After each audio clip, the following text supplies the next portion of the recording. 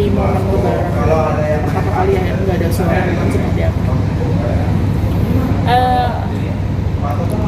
Sedih banget sih, beda banget ya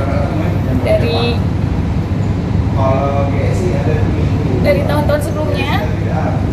Biasanya waktu masih ada suami, kalau bulan Ramadan tuh biasa kita sering masak, bagi-bagi untuk teman-teman, atau biasa suami masak untuk buka puasa untuk security yang di perumahan, terus bikin takjil. Kadang kita ada bagian untuk buat masak buat sahur untuk security. Tahun ini buat saya sih rasa berat banget, sepi banget. Udah nggak ada kegiatan seperti itu lagi dengan suami.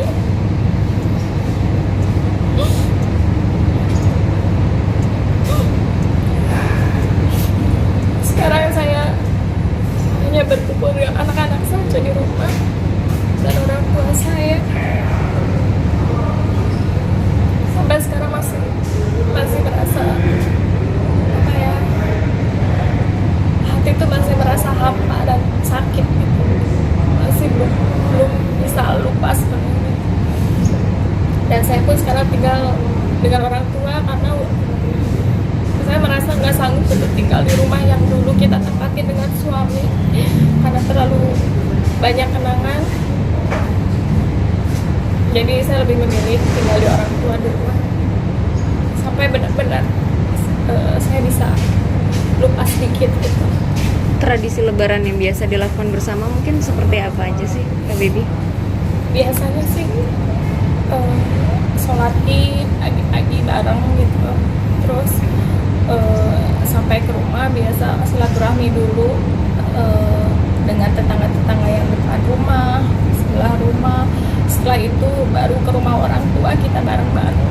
Dan di rumah orang tua biasanya kita saling maaf-maafan, terus makan bersama dan biasa bersenda gurau sambil membagikan uang lebaran biasa untuk ponakan-ponakan, adik-adik. Mbak, biasanya itu kan hal yang biasa dijalani bersama almarhum. Ketika ingat momen itu rasa rindunya gimana sih? Iya, misalnya kalau misalkan lagi kumpul sama keluarga ngobrol bisa lupa, kalau ketemu dengan teman-teman juga bisa lupa. Tapi di saat saya sendiri di rumah atau misalkan lagi nggak ngobrol sama teman-teman, ada satu titik yang inget gitu, susah ya, jadi kayak nahan nangis supaya pura-pura bahagia, pura-pura happy depan teman-teman, depan keluarga gitu. Tapi sebenarnya hati saya masih sakit gitu, masih patah hati. Apa yang biasa dilakuin Mbak kalau misalnya pas lagi ingat almarhum suami? Nggak ada, cuma nangis aja. Saya tidak berani untuk membuka ponsel karena di sana terlalu banyak kenangan, banyak foto-foto, video. Saya nggak berani scroll ke bawah. Walaupun emang saya harus cari foto-foto yang lama untuk keperluan pekerjaan atau apapun, saya percepat scrollnya supaya nggak lihat, karena di ponsel saya ada detik-detik waktu suami saya dibawa ke rumah sakit di UGD, ada fotonya, dan waktu di pemakaman juga ada. Suka nggak nyangka masih sampai hari ini dari dia Kak? Iya, nggak nyangka banget, karena saya selalu berpikiran, suami saya kuat, suami saya bule. Kalau bule kan biasanya panjang umur, karena kan orang tuanya, keluarganya rata-rata keluarganya banyak yang usianya di atas 80, 90. Jadi saya percaya diri bahwa suami saya tuh sehat, panjang umur. Tapi ternyata di luar dugaan,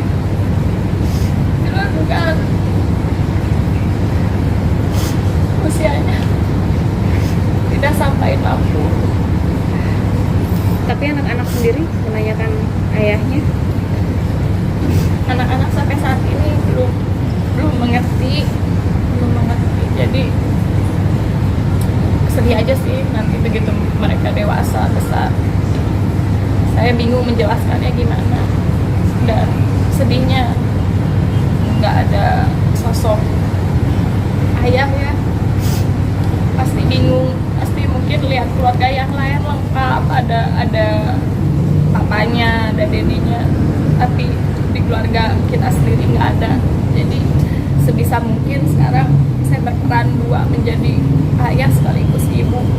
Ada rencana kapan nyekar, Mbak? Alhamdulillah kemarin sudah nyekar, sebelum pergi ke Jakarta udah nyekar, dan mungkin nyekar lagi nanti pas Lebaran. Mbak kan dekat juga kan sama keluarganya gitu. Komunikasinya seperti apa Mbak sama orang tua Iya. almarhum terus?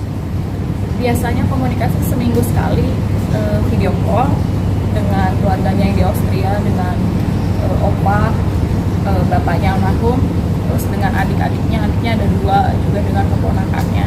Dan insya Allah akhir Juni ini keluarganya almarhum akan ke Bandung untuk ziarah, dan kita akan bersama-sama berlibur ke Bali Bahkan dengan anak-anak. Ya. meninggalkan rumah nih karena nggak kuat sama banyak memori di rumah. Ya. Berarti momen Lebaran pun nggak akan tinggal di rumah. Enggak. Jadi sementara waktu rumah dikosongin. Jadi saya tinggal di rumah orang tua sampai nanti mungkin ya. Gitu. Karena emang terlalu banyak kenangan. Sampai sekarang pun kadang masih kalau misalkan ke rumah tuh diundang sama tetangga yang depan gitu. Kadang lihat ke depan rumah kayak kok dia nggak panggil saya pulang gitu kan. Saya berharap dia ada gitu lagi jemur pakaian gitu. Biasanya dia suka jemur pakaian atau handuk kan di balkon. Ini kok nggak muncul-muncul. Saya cuma ngeliatin aja dari depan rumah tetangga gitu kan. Ya sedih aja, biasa dia suka panggil gitu kan, suka nyuruh pulang, ini nggak ada gitu. Ada pesan nggak sih Mbak, maksudnya sebelum kepergiannya apa yang mau dijalankan? Terakhir di hari waktu almarhum meninggal, dia titip pesan sama asisten rumah tangga yang di rumah. Kebetulan pas saya waktu itu lagi kerja, lagi di kafe, lagi jaga kafe. Almarhum bilang ke asisten rumah di rumah, tolong jagain Sydney sama Nima. Waktu itu kan asisten rumah tangga lagi setelah habis mandiin anak-anak, nitip itu. Terus kemudian pembantu sama anak-anak nyusul saya ke kafe, main di kafe. Terus begitu jam 11 siang saya duluan pulang, karena kan biasa kalau siang jam 12 itu kita biasa makan siang bareng ya. Biasanya saya suka bantu masak gitu. Saya pulang, buka pintu, suami udah tertidur di meja makan gitu. Dan biasanya sih kalau misalkan saya datang suka bangun, karena kan berisik ya, buka pintu atau apapun gitu. Tapi kok nggak bangun-bangun. Saya sempat nungguin sekitar kurang lebih 30 menit. Feeling perasaan saya udah nggak enak. Saya samperin, saya coba bangunin, nggak ada respon, udah nggak ada respon. Dari kepergiannya hingga saat ini sudah ada mimpi mungkin? Mimpi udah betul. Mimpinya 2 minggu setelah almarhum meninggal. Jadi emang kan kita tuh sering kumpulnya di bawah ya, di meja makan bareng, dinner, makan siang, breakfast, biasa kita kumpul di meja itu. Jadi di mimpinya suami berdiri di depan meja makan yang udah penuh sama makanan. Posisinya dia udah ngelihat saya turun dari tangga untuk nunggu saya turun untuk makan bareng. Ya cuman almarhum cuma senyum aja gitu. Tapi nggak ada bicara sepatah kata pun, hanya senyum aja. Ada rasa trauma berarti kalau dia sendiri masuk rumah dan meja makan? Iya, trauma banget. Dan posisi suami waktu meninggal di meja makan itu saya tandain pakai pensil. Jadi Jadi nanti kalau misalkan saya pindah rumah atau apapun, saya tahu posisinya itu tepatnya di sudut yang itu gitu. Karena kan mejanya warnanya kan coklat ya, coklat kayak warna kayu jati gitu. Jadi saya tandai buat kenang-kenangan nanti kalau anak-anak tanya. Berarti bakal ada kemungkinan rumah itu dijual terus barang-barangnya juga biar lupa gitu apa enggak sih? Ya kalau dijual sih nggak mungkin, diberikan untuk saudara kerabat, tapi nggak semuanya. Tetap akan simpan lah beberapa karena biar anak-anak juga ada kenangan gitu. Kalau Sydney sih masih ingat karena Sydney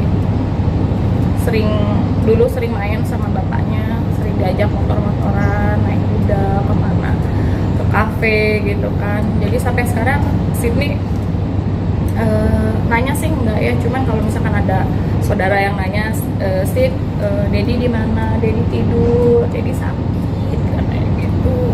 Tapi sebenarnya Sydney belum ngerti sih Dedinya kemana gitu, dan sampai detik ini pun saya belum berani untuk bawa anak-anak ke pemakaman gitu kan, ke tempat peristirahatan almarhum terakhir. Belum berani dan takut anak-anak nanti malah jadi trauma kenapa Dedinya dikubur di tanah, takutnya kan trauma. Jadi ya mungkin nantilah kalau sudah besar mungkin saya bawa ke pemakaman gitu.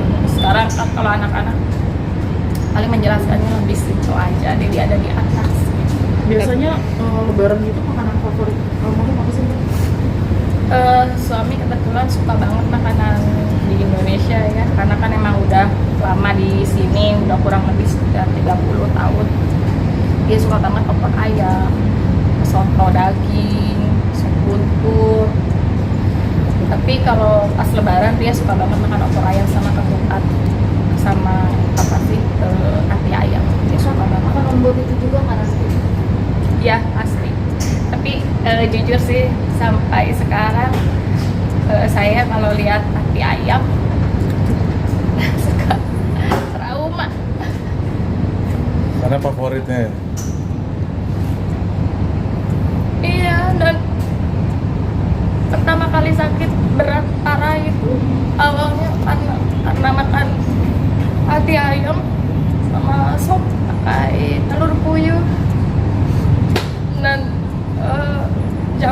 jamur kampinyon tuh, jamur kacang. Itu pertama kalinya dia sakit keras. Setelah itu dia selalu sakit sampai akhirnya meninggal. Jadi kalau saya lihat ati ayam, telur puyuh sama jamur kampinyon itu selalu yang sakit banget gitu. Kak Baby, sedikit kepergian dari suami juga kan menjadikan Kak Baby sebagai orang tua tunggal. Untuk kehidupan kedepannya mungkin nanti akan seperti apa?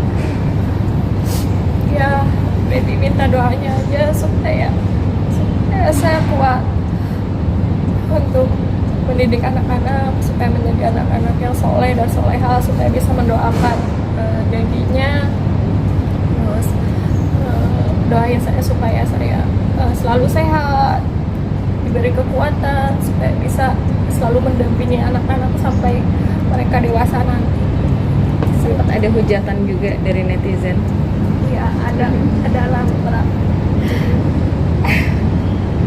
Ada sih banyak. Dan itu buat sakit hati banget karena kan mereka lihatnya cuma dari luarnya aja, tidak tahu dalamnya seperti apa gitu kan. Mereka cuman bisa menjudge, ngomong yang mereka lihat mungkin dari profil akun media sosial saya. Ya untungnya sih alhamdulillah keluarga dan teman-teman mensupport, memberi dukungan supaya saya nggak down, mentalnya nggak jatuh gitu. Karena kan kalau misalkan saya sakit, takutnya nanti anak-anak siapa yang rawat, siapa yang jagain anak-anak gitu. Sementara saya juga harus kerja.